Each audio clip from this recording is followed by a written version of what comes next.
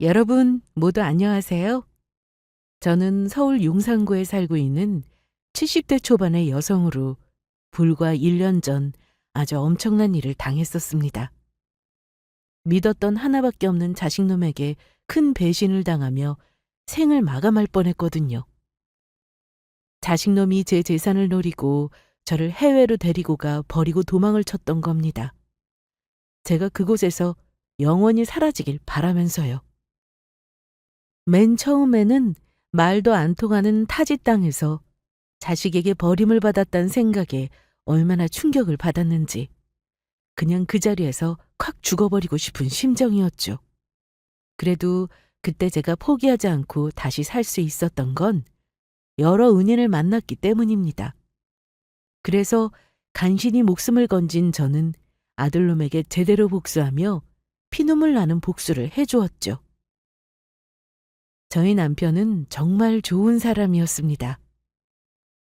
남편과 결혼을 하게 된 계기는 저는 젊은 시절 간호사 일을 했었는데 남편이 근무하던 병원으로 제가 간호사로 취직하게 되면서 저희의 만남이 시작되었죠.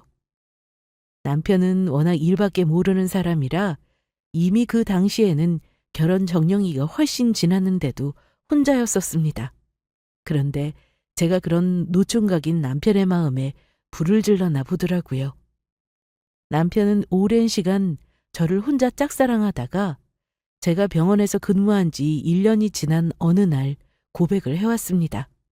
그래서 의사 선생님이나 되는 잘난 사람이 왜 나 같은 사람을 좋아할까 너무 놀라서 처음에는 남편을 피해 다녔었는데 나중에는 순정파 남편의 지고지순한 사랑에 마음을 받아주게 되었죠.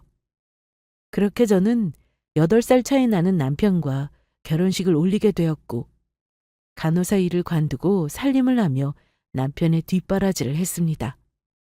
하지만 저는 남편과 살면서 고생을 별로 해본 적이 없었어요.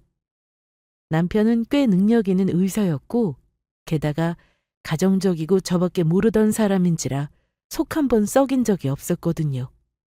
게다가 하나뿐인 아들도 잘 커줘서 나름 자기 사업을 하며 열심히 살고 있었고 결혼한 며느리도 예쁜 손주들까지 낳으며 저에게 정말 잘했으니까요. 하지만 그런 제 인생에 불행이 시작된 것은 저희 남편이 세상을 떠나고서부터였습니다. 건강했던 남편이 갑작스레 얻은 병으로 세상을 떠나게 된 겁니다. 그래서 그때의 충격이란 이루 말할 수 없었어요. 한평생을 같이 하며 늘 제 곁을 지켰던 사람이 사라지니 가슴이 뻥 뚫린 것 같은 게 허무하고 야속하기만 했습니다. 물론 남편이 돈 잘 버는 직업을 가지고 있었고 그래서 떠나면서 저에게 남긴 재산도 제법 되었지만 그런 게 다 무슨 소용인가 싶었습니다. 그래서 남편의 장례식장에서 우두커니 앉아 남편의 영정사진만 바라보고 있는데 어느 노신사가 저를 찾아왔던 겁니다. 형수님, 안녕하세요. 누구신지 저는 상철이 형님 고향 후배인 제필구라고 합니다. 아, 그러시군요. 죄송합니다. 제가 남편 떠나고 경황이 없어서 남편 고향 후배분이 온 줄도 몰랐네요. 아닙니다. 제가 사실은 미국에 지금 살고 있어서 형님을 너무 늦게 찾아온 것 같아 죄송스러운 마음뿐입니다. 형님이 살아계셨을 때 찾아뵈야 했는데 죄송합니다. 그렇게 갑자기 제 앞에서 울음을 터뜨린 노신사분인 최 선생님은 본인의 사연을 저에게 말씀해 주시더라고요. 사실 형님은 저에게 은인이나 다름없는 분이시거든요. 저는 어릴 때부터 변호사가 되는 게 꿈이었죠. 그런데 집이 가난하니 저희 집에선 제대로 제 뒷바라지를 해줄 사람도 없었고 또 제가 장남이라 밑에 동생들도 줄줄이 딸려 있으니 저희 부모님은 제가 대학에 가는 것보다는 공장에 취직해 일을 하길 바라셨거든요. 그래서 제가 부모님들 몰래 시험을 보고 가고 싶은 서울에 있는 법과 대학에 지원을 했는데 딱 하고 붙었지 뭡니까. 그래서 저는 그 길로 뒤도 안 돌아보고 집에서 도망쳐 나왔습니다. 그런데 그때 제 사정을 알고 제 대학 등록금이며 생활비를 대주셨던 분이 바로 상철 형님이셨어요. 나이 어린 고향 후배가 혼자 고생하는 게 많이 안타까웠나 보더라고요. 상철 형님이 처음엔 자기가 도와줄 테니 그 후엔 저보고 과외를 하든 막노동을 하든 직접 일해서 돈을 벌어서 대학에 다니라고 하더라고요. 그 덕에 전 변호사가 될 수 있었고 나중에는 미국으로 건너가 그곳에서 국제 변호사 시험을 보고 변호사로 성공해서 잘 살 수 있었습니다. 상철 형님은 그렇게 제 인생을 바꿔준 은인이신 분인데 제가 바쁘다는 핑계로 이제야 찾아뵙고 정말 죄송합니다. 그제야 저도 오래전 남편이 해주던 이야기가 생각났습니다. 저와 결혼하기 전 집안 형편이 어려운 어린 고향 후배가 안타까워 도와준 적이 있는데 그 고향 후배가 나중에 잘된 걸 보고 도와주길 정말 잘했다고 생각했다고요. 남편과 제가 결혼한 후에도 그 후배란 분이 미국에 살면서 가끔 저희에게 선물을 보내준 적이 있었는데 하도 오래전 일이라 저도 그때야 최 선생님이 누군지 기억이 났던 겁니다. 그래서 전 남편의 젊은 시절 알았던 최 선생님을 만난 게 반가워 최 선생님의 손을 잡으며 말했어요. 이제 보니 최 선생님이 그분이셨군요. 저희 남편이 성공한 고향 후배가 있다고 얼마나 최 선생님을 자랑스러워했는데요. 저희 남편 젊었을 때 가끔 미국에서 직접 전화도 해주시고 또 제가 우리 아들 낳았을 때 선물도 보내주시고 했었잖아요. 이렇게 보니 정말 반갑네요. 형수님 기억하고 계셨군요. 정말 감사합니다.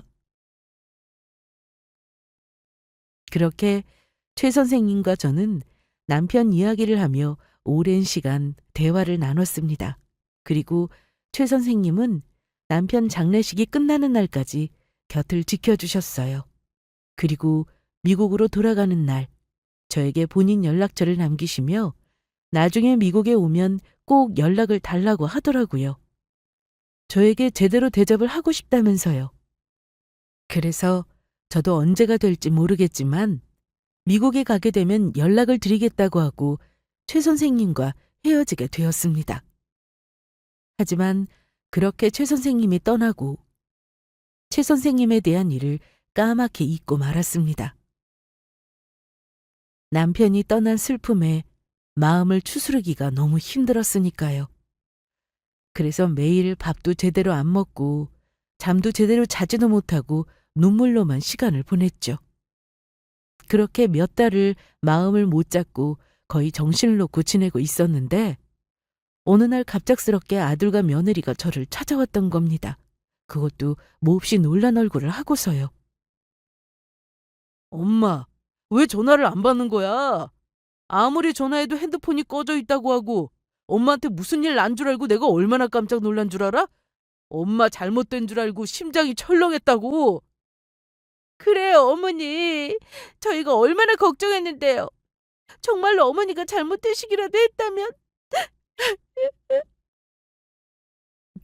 그랬어? 아유, 내가 요즘 네 아빠 죽고 정신이 없다 보니 핸드폰 충전하는 것도 깜빡했나 보다. 정말 미안하다. 엄마 기운 좀 내. 제발 우리를 위해서라도 힘을 좀 내라고. 아빠는 없어도 나랑 우리 집사람이랑 손주들이 있잖아. 아빠도 돌아가셨는데 나 엄마까지 없으면 못 산단 말이야. 저도 어머니 없으면 못 살아요. 그러니까 저희 봐서라도 좀 기운을 내시라고요. 그 순간 저는 머리를 망치로 한 대 크게 맞은 기분이었습니다. 남편이 떠나고 제 마음이 이렇게 힘든데 만약 제가 잘못돼서 이 세상 사람이 아닌 게 되면 저희 아들은 또 얼마나 힘들까 하는 생각이 들더라고요. 그래서 아들과 며느리의 말에 저는 힘을 내보기로 했습니다. 게다가 제가 혼자 있는 게 걱정이 되는지 아들 부부가 저를 데리고 자기 집으로 모시겠다며 데리고 가더라고요. 제 마음이 좀 괜찮아질 때까지 본인들 집에서 지내자면서요. 하지만 저는 아들 부부를 따라간 그 일을 두고두고 후회하게 됩니다. 처음에는 아들도 며느리도 저에게 정말 잘해주었어요. 먹는 거 하나, 입는 거 하나 아주 살뜰히 챙기며 잘해주었죠. 그 덕에 저도 어느 정도 마음도 나아지며 남편이 떠난 슬픔에서 조금씩 벗어날 수 있었고요. 그렇게 아들네에서 지낸 지 4개월 정도 되었을까. 그날은 주말이었는데 아들 부부가 제 눈치를 보더니 중요하게 할 이야기가 있다면서 조심스레 말을 꺼내더군요. 저기, 엄마, 내가 정말 너무 급해서 그러는데 혹시 나한테 돈 좀 빌려줄 수 있어? 나도 엄마한테 이런 부탁하고 싶지 않았는데 회사가 갑자기 어려워져서 그래. 이대로 두다간 정말 우리 회사 망할지도 모른다고. 어머니, 저희가 이렇게 부탁드릴게요. 그러니까 딱 한 번만 도와주시면 안 될까요? 그래, 엄마. 엄마가 돈 빌려주면 내가 확실하게 이자까지 쳐서 꼭 갚을게.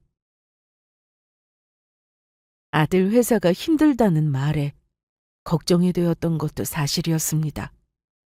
하지만 저는 이번만큼은 저희 아들을 도와줄 수 없었어요.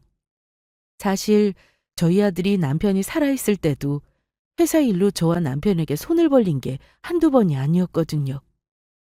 그래서 아들 회사가 힘들 때마다 도와주는 게 능사가 아니란 생각이었죠. 고비가 있을 때마다 도와주면 절대로 저희 아들 회사도 잘 될 수 없을 거란 생각이었습니다.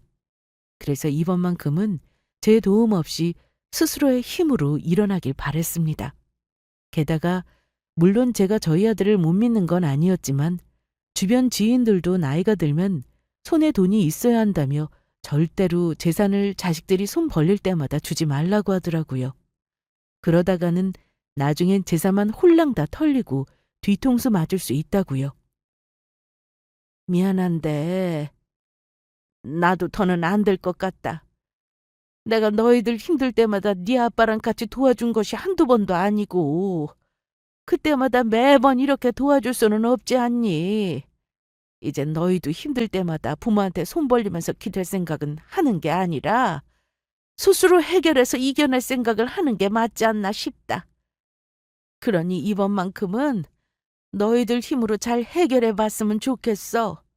다 너희들을 위해 하는 말이니까 섭섭해하지 말고 내 말 뜻 무슨 뜻인지 알겠지?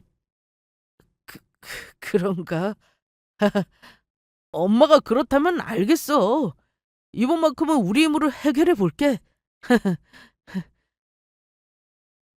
그때부터였습니다. 아들과 며느리가 저를 대하는 태도가 바뀌기 시작한 것은요. 자기들이 원해 저를 본인들 사는 집으로 데리고 와놓고 제가 돈을 빌려달라는 말을 거절한 순간부터 저를 꿔다 넣은 보릿자루 대하듯 하며 구박하기 시작했던 겁니다. 그날 며느리가 점심을 차렸다며 나와서 밥을 먹으라고 해서 식탁 앞에 앉아 밥을 먹게 되었는데 불고기를 집으려는 제 젓가락을 며느리가 못 먹도록 본인 젓가락으로 막는 것이었어요. 그리곤 저에게 한다는 말이 아주 기가 막혔죠. 어머니 죄송한데 어머니는 고기 드시지 마세요. 솔직히 저희 요즘 힘들어서 한 푼이라도 아껴서 살아야 하는데 어머니가 고기 드시면 고깃값만큼 저희도 돈이 들어가게 되는 거잖아요. 그러니까 정 드시고 싶으면 여기 있는 콩나물 반찬 드세요. 그리고 앞으로 밥은 따로 차려서 어머니 지내는 방으로 가져다 드릴 테니까 저희 가족 밥 먹는데 끼어서 드실 생각 마시고요. 정 고기 드시고 싶으면 제대로 밥값 내고 드세요. 집사람 말이 맞아. 엄마도 제발 눈치 좀 있어. 엄마가 우리 도와줄 때야 우리도 고마우니까 챙겼다지만 이젠 아니지 않아? 사업 힘들어서 고생하는 아들놈 집에 붙어 챙길 거 다 챙겨 먹으면서 지내니까 좋아? 나는 이렇게 힘든데 밥이 목구멍으로 넘어가냐고. 아들 부부의 말에 저는 바로 젓가락을 내려놓고 제가 지내는 방으로 갔습니다. 너무너무 괘씸한 마음에 뭐라고 한 소리를 하고 싶었지만 큰 배신감에 그런 마음도 들지 않더라고요. 그래서 저는 당장 집으로 돌아가야겠다는 생각에 조용히 짐을 싸기 시작했습니다. 그리고 그날 저녁 며느리가 정말로 밥을 따로 차려다 줬는데 반찬이라고는 간장이랑 김이 전부더라고요. 그리곤 며느리가 하는 말에 억장이 무너지고 말았죠. 아, 내가 언제까지 저 쓸모도 없는 노인네 뒷바라지를 해야 하는 건지. 이 정도 지냈으면 미안해서라도 자기 집에 가서 지내겠다고 하겠다.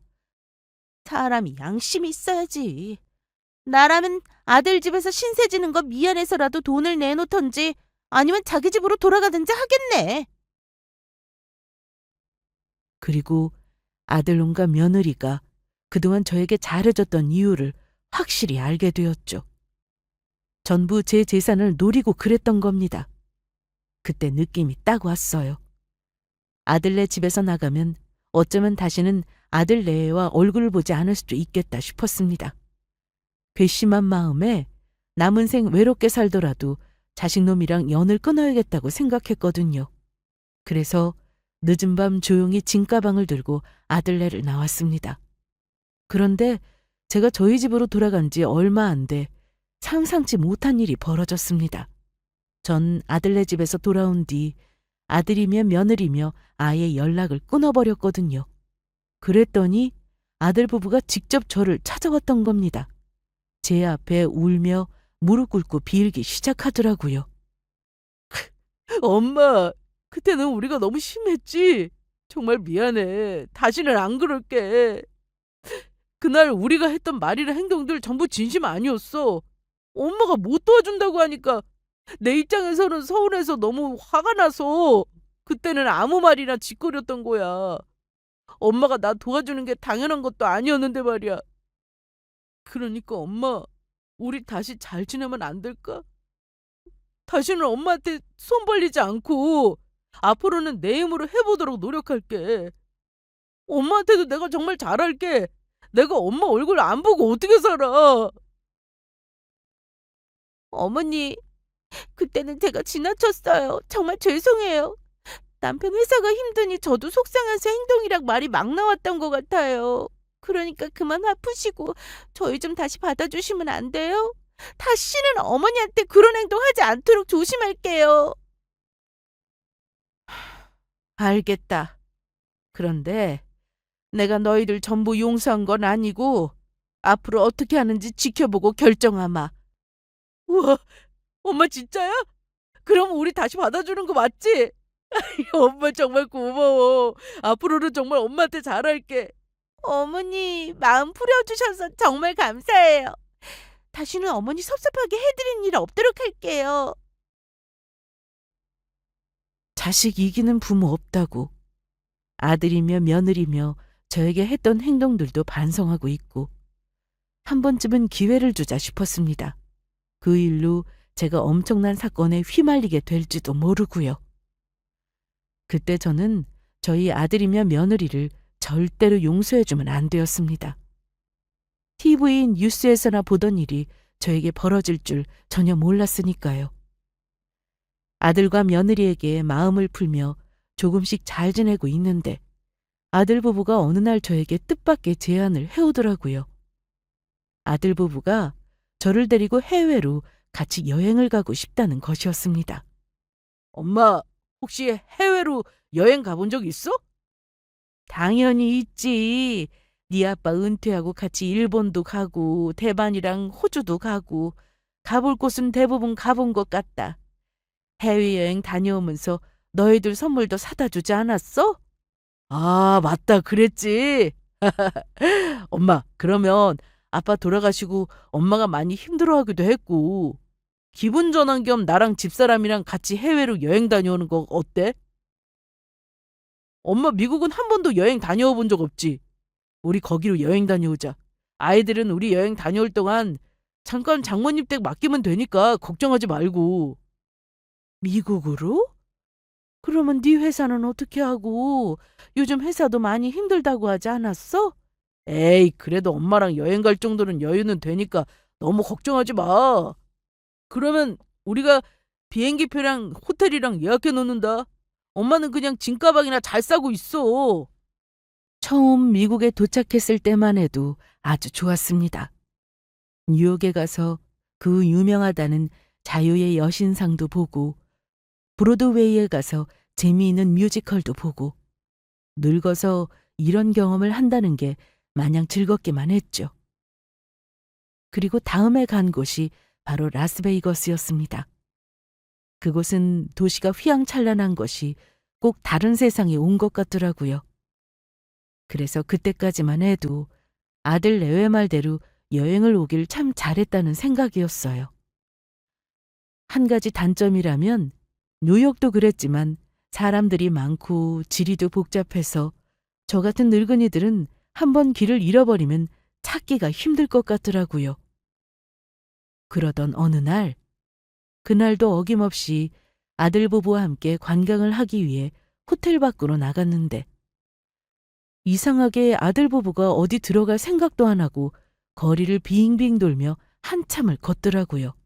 그러더니 알 수 없는 곳에서 걸음을 멈추며 아들과 며느리가 저를 향해 이야기했습니다.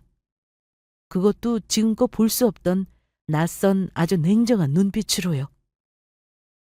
엄마, 미안한데 우리 그만 여기서 헤어지자. 헤어지자니? 그게 무슨 말이냐? 솔직히 엄마 그 정도 나이면 살 만큼 살았잖아. 그러니까 그만 살아도 되는 거 아니냐고. 내 말은 그만 내 인생에서 꺼져달라는 소리야. 자식인 나를 위해 부모로서 그 정도는 해줄 수 있는 거 아니야? 이런 말하기 미안하지만 엄마가 이 세상에서 사라져야 아빠가 엄마한테 남긴 재산 우리가 마음대로 쓸 수 있다고. 맞아요.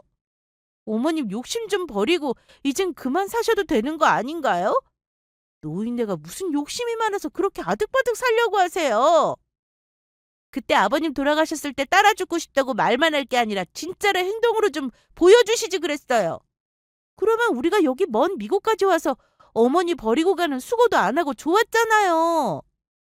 어머님 말만 죽고 싶다고 하셔놓고 사실은 아버님이 물려준 재산으로 호의호식할 생각에 죽지 않고 계셨던 거죠? 그러니까 저희도 아버님이 어머님한테 물려준 그 돈으로 마음껏 호강하면서 좀 살아보자고요. 어머니만 저희 인생에서 사라지면 다 이룰 수 있는 거라고요. 뭐라고? 너희들 도대체 지금 아까부터 무슨 말을 하는 거냐? 그러니까 너희들 말은 지금 내가 사라져야 내 재산을 마음대로 쓸 수 있으니 우리 바깥 양반이 물려준 내 재산 때문에 내가 죽든 말든 여기다가 버리고 가겠다는 그 소리냐? 맞아. 여기다 엄마 버리고 우리들만 한국으로 돌아가려고. 그러니까 엄마가 여기서 구걸해서 살든 아니면 길거리에서 돌아다니다가 굶어 죽든 알아서 하라고. 죽을 때까지 한국 돌아올 생각은 말고 엄마만 없으면 아빠가 남겨준 재산 모두 우리 거야. 그러면 엄마 잘 있어. 우리는 그만 간다. 여보, 뛰어! 말이 끝나기가 무섭게 아들과 며느리는 저를 두고 미친 듯이 달려 달아나기 시작했습니다. 그래서 너무 놀라 저도 두 사람을 따라가기 위해 달려봤지만 소용없었죠. 나이든 늙은이가 젊은 사람들의 달리기를 절대 따라잡을 수 없었으니까요. 그래서 전 달리다가 그만 발을 헛디고 말았고 그대로 길바닥에 넘어지고 말았죠. 그리고 제 시야로 사라지는 아들놈과 며느리를 바라볼 수밖에 없었습니다. 어느새 제 눈에는 눈물이 흘렀죠. 아들놈과 며느리는 처음부터 제 재산을 노리고 절 미국에 버리고 올 생각으로 여행을 오자고 했던 겁니다. 그러니까 저도 모르게 죽은 남편을 찾게 되었습니다. 여보, 어떻게 이럴 수가 있어? 자식놈이랑 며느리가 재산 때문에 나를 버리고 갔어. 나보고 여기서 죽으라고. 어떻게 이럴 수가 있냐고.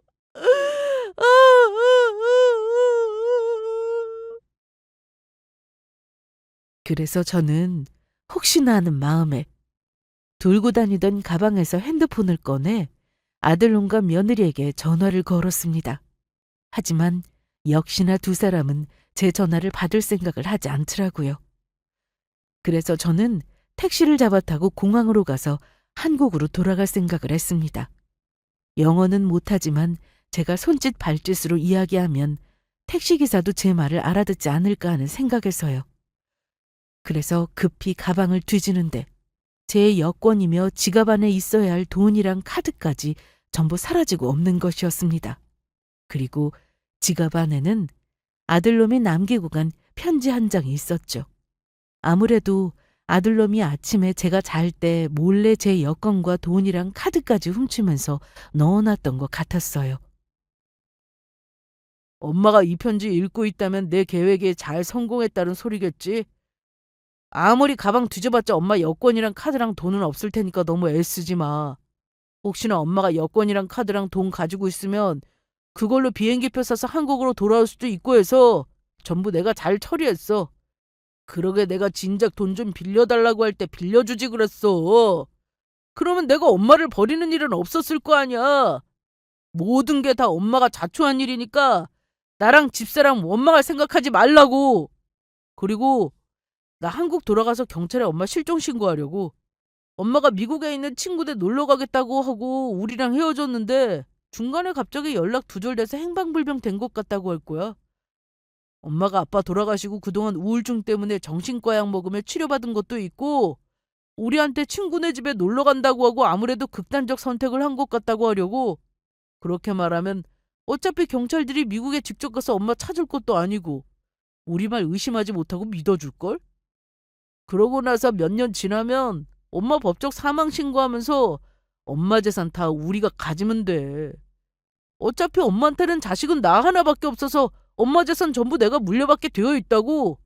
그러니까 엄마 얼마가 될지 모르지만 앞으로 남은 인생 미국에서 잘 살아. 이 망할 놈의 새끼. 네가 널 어떻게 키웠는데. 내가 널 어떻게 나한테 이래. 내가 너 같은 새끼를 낳고 미역국을 먹었다. 이 사람 새끼가 아닌 짐승 새끼를 낳고 미역국을 먹었어.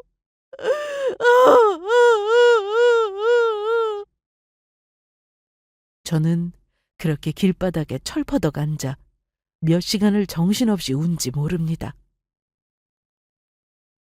가진 돈도 한 푼 없고 말도 안 통하니 정말로 낯선 타국에 와서 죽게 생긴 것이죠. 그런데 그때 주변에서 한국말이 들리더니 어떤 젊은 아가씨가 저한테 말을 시키는 것이었어요. 할머니, 왜 혼자 여기서 울고 계세요? 괜찮으신 거예요? 한국말로 저에게 말을 건네는 아가씨의 물음에 저는 그 아가씨 손이 동아줄이라도 되는 듯 꼭 잡고 말했습니다. 아가씨 한국 사람이야? 그러면 나 좀 살려줘. 글쎄 아들놈이랑 며느리가 나 여기서 죽으라고 버리고 갔어. 뭐라고요? 그리곤 젊은 아가씨와 일행들에게 제 자초지정을 이야기하기 시작했습니다. 젊은 아가씨와 일행들은 저처럼 미국으로 관광을 온 한국 사람들이었는데 제 이야기에 다들 분노하며 말하더라고요. 어떻게 사람이 그럴 수 있죠? 할머니께는 죄송하지만 그런 것들은 인간도 아니라고요. 맞아요. 그런 인간들은 경찰에 신고해서 제대로 혼주를 내줘야 한다고요. 그래서 젊은 아가씨와 일행들의 도움으로 저는 제가 묵고 있던 호텔로 택시를 타고 무사히 도착할 수 있었습니다. 다들 아들 부부가 도망가기 전에 잡아야 한다면 난리도 아니었죠. 모두 본인들 관광하는 것도 잊은 채 저를 도와주기 바빴어요. 그리고 아들놈이랑 묵었던 호텔로 가면서 알게 되었는데 요즘은 스마트폰으로 자동차 내비게이션처럼 길을 알려주는 프로그램이 있다고 하더라고요. 그래서 제가 가고 싶은 곳에 주소만 찍으면 걸어서 찾아갈 수 있게 길을 알려준다는 것이었습니다. 게다가 한국말을 통역해서 영어로 알려주는 프로그램도 있고 스마트폰 인터넷으로 검색하면 미국에 있는 한국 대사관에 연락을 해 도움을 받을 수 있다고 알려주었습니다. 하지만 저는 요즘 젊은 사람처럼 똑똑하지도 않고 스마트폰도 안 쓰고 스마트한 젊은 사람도 아니니 그런 방법이 있는 것도 몰랐던 거죠. 제가 쓰는 건 노인들이 쓰는 폴더폰으로 흔히들 효도폰이라 불리는 것이었습니다. 그런데 요즘은 효도폰도 스마트폰으로 나와서 마음만 먹으면 보통 스마트폰처럼 쓸 수 있다고 하는데 저는 그 사실도 알지 못했던 겁니다. 그렇게 급히 도착한 호텔로 가 확인해 보니 이미 아들놈 부부는 체크아웃을 하고 도망을 친 상태였습니다. 그랬더니 젊은 아가씨와 일행들은 저희 아들을 미국 경찰들에 신고를 해야 하는 게 아니냐며 저에게 혹시 미국에 아는 사람이 없느냐고 물어보더라고요. 그리고 그때 번뜩 떠올랐습니다. 저희 남편에게 큰 은혜를 입었다며 남편 장례식 때 찾아왔던 미국에서 변호사를 한다던 최 선생님이 말이에요. 저는 핸드폰에 사람 이름을 저장할 줄 몰라 전화번호가 쓰인 수첩을 들고 다녔는데 재빨리 수첩을 꺼내 젊은 아가씨의 도움으로 바로 전화를 걸게 되었습니다. 그리고 얼마 지나지 않아 핸드폰 너머로 최 선생님의 목소리가 들려왔죠. 여보세요? 최 선생님, 저 좀 도와주세요. 글쎄 제 아들이 저를 미국에 버리고 도망을 쳤어요. 제 소식에 최 선생님은 한달음에 비행기를 타고 라스베이거스로 날아왔습니다. 최 선생님은 미국 LA에서 살고 계셨는데 제 전화에 바로 와주신 것이었죠. 그리고 최 선생님이 오실 동안 젊은 아가씨와 아가씨 일행들이 저와 같이 있어 주었습니다. 본인들 관광하기에도 바쁠 텐데 저에게 신경 써주는 모습에 너무 감사한 마음뿐이었어요.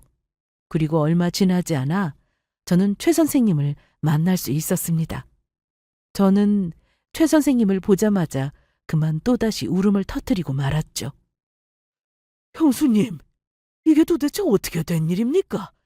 정말로 도훈이 이 녀석이 형수님을 버리고 도망간 겁니까? 최 선생님, 아들놈이 남편 떠나고 기분 전환도 할 겸 미국으로 여행을 가자고 하더니 며느리랑 짜고 저를 여기다가 버리고 갔어요. 저만 없으면 남편이 저에게 남기고 간 재산 전부 자기 거라면서 저보고 그만큼 살았으면 많이 살았다고 그만 살라고 하더라고요. 제가 여기서 구걸하며 살든 길거리에서 굶어 죽든 알아서 하라면서요. 아유, 최 선생님. 자식이랑 며느리라는 것이 어떻게 저한테 이럴 수가 있어요. 사람이 어떻게 그러냐고요. 이런 괘씸한 놈. 어떻게 자기를 키워준 부모한테 그런 행동을 할 수 있습니까? 형수님이 그 놈을 어떻게 키웠는데. 정말 이대로 둬서는 안 되겠군요. 이제 제가 왔으니 아무 걱정하지 마세요. 제가 형수님 무사히 한국으로 모셔다 드리고 형수님 아들이랑 며느리도 제대로 정신 차리게 아주 따끔한 매운맛을 보여줄 생각이니까 상철 형님 대신해서 형수님한테 그렇게 한 그것들 아주 혼쭐을 내줄 겁니다. 이미 저를 데리러 이렇게 와주신 것만으로도 감사한데 제가 최 선생님께 이런 큰 도움을 받아도 될까요? 그러면 제가 너무 죄송했어요. 당연히 되고 말고요. 제가 상철 형님한테 받은 은혜에 비하면 이건 아무것도 아닙니다. 상철 형님이 제 인생을 바꿔주신 고마운 분이니까요. 이렇게 표현하는 게 맞는지 모르겠지만 도리어 이렇게라도 상철이 형님이 대한 은혜를 갚을 수 있어 다행이라는 생각입니다. 최 선생님, 정말 감사합니다. 제가 이 은혜는 평생 잊지 않을게요. 은혜라뇨? 당치도 않습니다. 형수님은 그냥 저만 믿고 따라오시면 됩니다. 그러더니 최 선생님은 제가 보는 데서 어딘가로 연락을 했습니다. 박변 난데 자네 한국에서 로펌 운영한다고 했지? 나랑 아주 친한 지인분이 하나뿐인 자식에게 크게 뒤통수를 맞아서 말이야. 자네가 나 좀 도와줘야겠네. 변호사비는 내가 얼마든지 낼 테니까 걱정하지 말고. 그래, 부탁 좀 하네. 알고 보니 최 선생님은 한국의 변호사로 활동했을 때 같이 활동했던 친구들이랑 선후배들도 여럿 있어서 마음만 먹으면 얼마든지 지인들에게 도움을 청할 수 있는 상황이었습니다. 그래서 그중 로펌을 운영하는 후배 변호사분의 도움을 받아 저희 아들을 혼내주기로 했던 겁니다. 그래서 저는 최 선생님의 도움을 받아 무사히 한국으로 돌아올 수 있었고, 한국에서 만난 최 선생님의 지인인 변호사님의 도움으로 저희 아들에게 복수할 계획도 세우게 되었죠. 그래서 한국에 들어와 알아보니 아직 저희 아들놈이 저를 실종 신고를 하지 않은 상태였더라고요. 아들놈이 저에게 남긴 편지 내용대로 제가 연락이 두절된 것처럼 보이기 위해 시간을 끄는 것 같았죠. 그리고 아들놈 회사가 아들놈의 말대로 자금 사정이 안 좋아져 정말로 조금 어려워진 것 같았습니다. 그동안 저와 남편이 도와준 게 허무할 만큼 관리가 엉망이었던 거죠. 최 선생님이랑 제가 세운 계획은 이랬습니다. 저희 남편이 떠나고 얼마 안 돼 아들놈이 저에게 회사 사정이 어려워 급하다며 돈을 빌려간 적이 있었거든요. 그때는 저한테 잘하는 착한 아들이었고 회사가 워낙 어렵다고 하니 도와줬던 건데, 그 뒤로 얼마 안 가 저에게 또다시 손을 벌리기에 계속 도와주는 것도 정답은 아닌 것 같아 거절을 한 거였습니다. 그러자 아들놈과 며느리가 저를 구박하더니 미국으로 데려가 저를 버렸던 것이고요. 게다가 아들 내외가 살고 있는 집도 아들네 것이 아니었어요. 아들 가족 모두 제 명의로 된 제 아파트에 살고 있었죠. 그래서 이참에 제가 살아있는 모습으로 아들놈 부부 앞에 당당히 나타나 아들놈에게 빌려줬던 제 돈이며 집도 전부 돌려받고 쫓아낼 계획이었습니다. 본인들이 잘못한 대가에 대해 톡톡히 치르게 할 생각이었죠. 그렇게 전 최 선생님의 도움으로 소개해준 한국 변호사님을 정식으로 선임하게 됩니다. 그리고 아들놈 부부와 직접 만나기로 마음을 정합니다. 물론 제가 너무 마음이 힘들 것 같으면 최 선생님과 제가 선임한 변호사님이랑 두 분이 알아서 해결해 주시겠다고 했지만 전 그러고 싶지 않았어요. 제 손으로 직접 아들놈과 며느리를 제대로 혼내주며 그 끝을 보고 싶어졌습니다. 자신들이 얼마나 큰 잘못을 했는지 직접 깨닫게 해줄 생각이었죠. 그래서 저희 담당 변호사님께 저희 아들에게 만나자고 연락을 하게 됩니다. 그리고 그 만나는 자리에 저와 최 선생님도 같이 갈 생각이었죠. 안녕하세요. 이미순 씨 아들분 되시나요? 네. 그런데 누구신가요? 다른 게 아니라 저는 이미순 씨 변호사인데 갑자기 연락이 안 돼서요. 미국으로 아들 부부와 여행을 다녀오신다고 했는데 혹시 지금 어디 계신 줄 알 수 있을까요? 저희 엄마 변호사요? 엄마가 저희 몰래 변호사님을 선임했는지 몰랐네요. 엄마가 지금 미국 친구분 댁에 놀러 가 계셔서 그래서 연락이 안 되나 봅니다. 그런데 무슨 일로 저희 엄마랑 연락하시려는지 알 수가 있을까요? 다른 게 아니라 이미순 씨가 미국 가기 전 저에게 맡겨놓은 큰 재산이 있는데 그걸 어떻게 정리해야 할지 다시 한번 만나서 의논을 좀 하려고요. 그때 이미순 씨가 아드님에게 주고 싶다고 맡겨놓은 것도 있고 해서 혹시 시간 되시면 만날 수 있을까요? 뭐라고요? 엄마가 변호사님한테 맡겨놓은 큰 재산이 있다고요? 그런 거라면 당연히 아들인 제가 변호사님과 만나 의논을 해야죠. 그리고 엄마가 저한테 주고 싶다고 맡겨놓은 게 있다니 그게 뭔지 참 궁금하네요. 혹시 엄마가 나한테 재산이라도 뭐 크게 떼어주시려고 그러나? 변호사님, 그러면 당장 우리 만나서 이야기하죠? 그러신가요? 그러면 제가 아드님 댁으로 가 직접 상담을 드려도 되겠습니까? 되고 말고요. 제가 시간 비워둘 테니 얼른 오세요. 아들놈은 제가 변호사님께 맡겨놓은 재산이 있다는 말에 눈이 돌아가 아무런 의심도 없이 당장 만나자고 했습니다. 그래서 저는 그날 최 선생님과 선임한 변호사님과 함께 아들네 집으로 향하게 되었습니다. 그리고 아들놈 집에 도착하자마자 변호사님 얼굴만 보고 현관문을 열어준 아들은 제 얼굴을 보자마자 귀신이라도 본 것처럼 놀라서 까무러치려고 하더라고요. 귀신! 엄마가 귀신이 돼서 날 찾아왔어! 어머니가 여길 어떻게? 분명히 우리가 버리고 가서 미국에서 죽었어야 했는데 어떻게 돌아오신 거예요? 왜? 내가 살아 돌아오니까 억울하고 분하냐? 이 고이한 것들. 감히 날 말도 안 통하는 타지 한복판에 죽으라고 버리고 가? 그것도 남편이 남겨준 내 재산 노리고. 너희들은 내가 미국에서 영영 안 들어오길 바랐겠지만 이걸 어쩌나? 여기 아빠 고향 후배인 최 선생님께서 미국에 살고 계셔서 내 전화 한 통에 라스베이거스로 바로 달려와 주셨는데 최 선생님 내 목숨 살려주셨다. 내가 니들 가만히 안 둘 거야. 돈에 환장해 지 부모 버리려 한 니들 제대로 따끔한 맛을 보게 해줄 거라고. 그래서 이렇게 최 선생님 도움받아서 한국 변호사님도 선임해서 데리고 온 거다. 그래서 우리가 엄마 미국에 버리고 왔다는 무슨 증거라도 있어? 아무리 엄마가 변호사 선임했다고 해도 그렇지. 한국도 아니고 미국 길거리 한복판에서 벌어졌던 일을 도대체 무슨 수로 입증할 건데?